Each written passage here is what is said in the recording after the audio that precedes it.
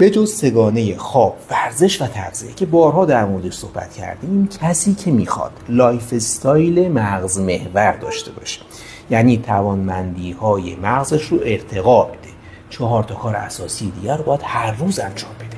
میگیم هر روز چون داریم در مورد یک لایف استایل، یک شیوه زندگی بحث میکنیم. یک، لایف لاین لرنینگ، یعنی هر روز عمر در حال یادگیری باشیم، حتی توی 90 سالگی.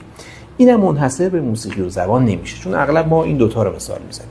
رقص، نقاشی، صنایع دستی، یک بازی جدید، خلاصه هر یادگیری جدیدی. 2، تقویت مداوم ACC مغز. بارها گفتیمش، روز 5 بار 6 بار حداقل این سوال رو از خودت بپرس. بگو این کاری که الان دارم انجام میدم آیا جایگزین سختری براش وجود دارد؟ مثلا این پست رو داری الان میبینی، کار سخت‌تر میتونه باشه که همزمان نوت برداری کنی. شروع کن، یه قلم و کاغذ بردار و شروع کن. اغلب ما دچار بیماری شروع نکردنیم. 3، کنترل استرس. این خودش یک دنیاست، اما یه فوت خوزیگرش اینه. باید مغز رو درگیر کارها، درگیر افکار مثبت کنیم تا دست از افکار منفی برداریم.